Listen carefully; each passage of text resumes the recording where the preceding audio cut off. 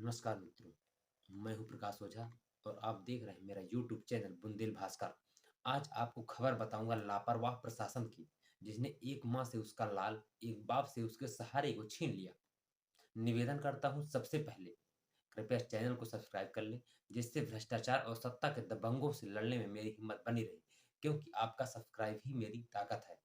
सत्ता की मौन सहमत पर जब प्रशासन और भ्रष्टाचारियों के बीच संबंध होते हैं, तो नदियों में इसी तरह मौत के गड्ढे बनते हैं। मुझे सच्ची खबर पढ़ना है, उसके लिए मैं किसी सुंदर न्यूज हाल, सुंदर पोशाक, बढ़िया मेकअप और न्यूज चैनल की जरूरत नहीं समझता। मेरा काम है समाज में हो रहे गैर कानूनी कार्यों को जिम्मेदारों तक पहुंचाना। अब कार्यवाही करना या ना करना जिम्मेदार अधिकारियों का काम है। आज मैं बात करूंगा जनपद चित्रकूट के गड़ौली गांव की, जहां आज सुबह यानी कि 19 मार्च की सुबह तकरीबन 9 बजे 17 वर्ष का युवा सचिन गांव की बागेन नदी में नहाने गया था, जिसकी गहरे पानी में डूब जाने से मौत हो गई। जवान बेटे की मौत की खबर सुनकर घर में कोहराम मच गया। मां अचेत हो गई, बाप बेहाल हो गया। अब आइए बात करते हैं मौत की वजहों की और जिम्मेदारों की, क्योंकि प्रत्येक घटना का कोई ना कोई कारण होता है और कोई ना कोई उस घटना का जिम्मेदार होता है। बात जरूर करेंगे, सीना ठोक कर करेंगे, भले ही मेरे ऊपर मुकदमों की बौछार लग जाए। दरअसल गड़ौली ग्राम सभा बागे नदी के किनारे बसा हुआ है। नदी पार करते ही बांदा की सीमा का प्रारंभ हो जाता है। मतलब बागेन नदी चित्रकूट और बांदा के बीच की सीमा रेखा है। इसी नदी पर बांदा जनपद से खनन के लिए एक पट्टा दिया गया, जहां लाल सोने के काले कारोबारियों ने बागेन नदी का सीना चीरकर प्रतिदिन से अवैध तरीके से प्रतिदिन सैकड़ों ट्रक रेत चोरी कर सरकार को लाखों रुपए का चूना लगाते हैं। इस विषय पर ग्रामीणों ने मीडिया को एक हफ्ते पहले जो बताया था, उसे आप भी सुन लीजिए। वहाँ से लेके और पूरा ये धारा में रफ्ता बनाया हुआ है और ये पूरी बालू निकाली गई है अवैध।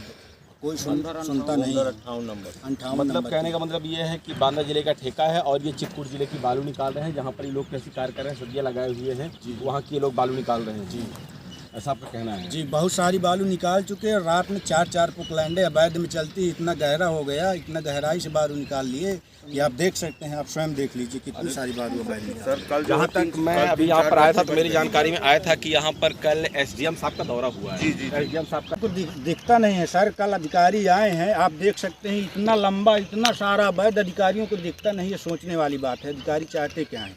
न्याय नहीं देना चाहते क्या अधिकारी? आप देख सकते हैं सर, कितना इतना लंबा, 1 किलोमीटर तक नदी की धारा मोड़ दी गई है, भूमधरी की बालू निकाल ली गई है। इतनी गहराई से सर अधिकारी आते हैं, वीडियो है सब, बार बार नाप हुई है। नाप होगी तो ये पूरा अवैध निकलेगा सर। अधिकारियों को दिखता क्यों नहीं है? 4-5 बार नाप होती बह रही थी। एक मिनट, हाँ सुन। सर जहाँ पे नदी बह रही थी वहाँ तो पूर करके पहले तो यहाँ मोरम को जो है निकाल करके वहाँ तो पूरी धारा को पूर दिया गया है। आपका कहने का मतलब है जहाँ पर ट्रक निकल रहे हैं वहाँ जलधारा वहाँ थी? जलधारा थी सर। अच्छा, तो वहाँ को पूर करके और हमारे चित्रकूट जिले में गड़ौली गांव की जो भूमधर जमीन थी, कौन सा नंबर था भूमिधरी का? 58 नंबर। 58 नंबर से बालू निकाली गई है। 58 नंबर से बालू निकाल करके वो जो जलधारा को पूर दिया गया। अच्छा, जब जिले के अधिकारी आए थे तो उनसे आपने कोई प्रश्न नहीं किया? नहीं, प्रश्न किया है सर। उन्होंने अवैध पाया भी है और हम लोगों को क्या आश्वासन दिया है उन्होंने कि क्या कार्रवाई करेंगे? सर उसमें आज तक कोई कार्रवाई नहीं हुई और सारी मोरम बालू निकाल ले गए यहाँ से। हम लोग चिल्लाते रहे, यानी कि कार्रवाई करेंगे कह कह के कम से कम लाखों करोड़ों की राजस्व की चोरी की जा चुकी है। इसी विषय पर 8 फरवरी को ग्रामीणों ने जिलाधिकारी बांदा और उप जिलाधिकारी राजापुर को पत्र लिखकर शिकायत की। ग्रामीणों ने जिम्मेदारों को पत्र लिखा कि आजमगढ़ के गांव जिंदोपुर का रहने वाला राशिद पुत्र समीम अहमद की गलित ट्रेडिंग प्राइवेट की कंपनी उनके भूमिधरी पर जबरन खनन कर रही है, लेकिन कुंभकर्णी निद्रा में मग्न प्रशासन नहीं जागा और मौन सहमति से रेत माफियाओं का हौसला बढ़ रहा। अब सोचिए, जिलाधिकारी बांदा और उप जिलाधिकारी राजापुर 8 फरवरी को ही इस अवैध कार्य को रोक देते तो आज सचिन की मौत ना होती। सवाल यह है कि सचिन की मौत का जिम्मेदार कौन है?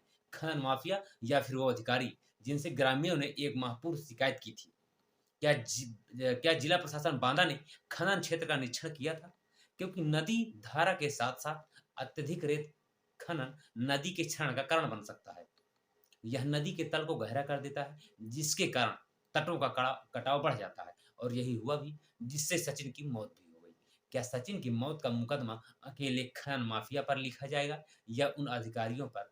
क्यों नहीं, जिन्हें तालाब के भीटों पर गरीब की बनी झोपड़ी तो अवैध नजर आती है, लेकिन अवैध तरीके से खनन कर रही भीमकाय पोकलैंड जैसी बड़ी मशीनें नहीं दिखी। घटना स्थल पर समाजवादी पार्टी के युवा विधायक अनिल प्रधान भी पहुंचे, उन्होंने जो कहा आप भी सुन लीजिए। किस प्रकार से जानकारी मिली और क्या परिवार वालों सुबह मेरे संज्ञान में आया था और ये बहुत ही दुखद घटना है और लगातार इस तरह की घटनाएं हमारे पूरे जनपद चित्रकूट में हो रही हैं। इस गड़ौली गांव के लगातार ग्राम प्रधान जी से लेकर तमाम सारे लोगों ने कई बार मुझको भी अवगत कराया, यहाँ के एसडीएम से लेकर जिलाधिकारी और एसपी से लेकर तमाम बार ऐसी शिकायत उन्होंने किया है कि लगातार उनके गांव के बगल में जो नदी है बागई नदी, उस पर लगातार अवैध खनन किया जा रहा है।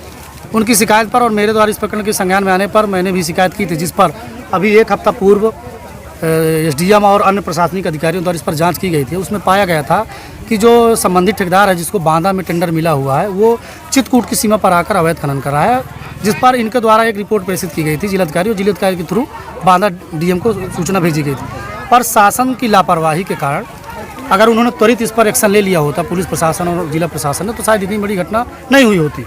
एक बच्चा जो हमारे बीच का लड़का था सचिन वर्मा, उसकी आज जो अवैध खनन के द्वारा बनाए गए गड्ढे थे उसमें उसकी डूबने से मृत्यु हो गई, चूँकि ऊपर से पानी बराबर, नीचे बहुत बड़ा अवैध खनन पूरे इस क्षेत्र में हो रहा है। और मुझको इस बात को कहने में कोई गुरेज नहीं कि लगातार अवैध खनन बागई नदी के किनारे तक, यहाँ पहाड़ी के पीछे से लेकर वहाँ तक, राजापुर से लेकर आगे तक हो रहा है। और इस बात के लिए भी मैं दुखित हूँ कि सोशल मीडिया से लेकर मीडिया के लोग लगातार इस बात को उठाने का काम कर रहे हैं। और ये भी मेरे संज्ञान में आया है कि प्रशासनिक लोग या जो पावर में बैठे सत्ता संरक्षित लोग उनकी आवाज़ को कहीं ना कहीं दबाने का काम कर रहे हैं। जब उस ग्रामीणों ने आरोप लगाया है कि पैसा लेते हैं थाने वाले और प्रशासन पूरा मिला है, और जीसीबी का भी आरोप उनके ऊपर लगाया गया है, तो वो कह रहे हैं कि स्वयं आग लगाए हैं।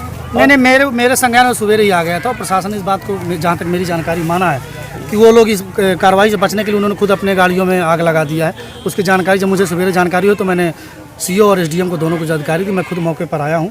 इसमें मेरी पूरी संवेदना पीड़ित परिवार के साथ है और मैं कोशिश करूँगा उनके साथ अन्याय ना हो।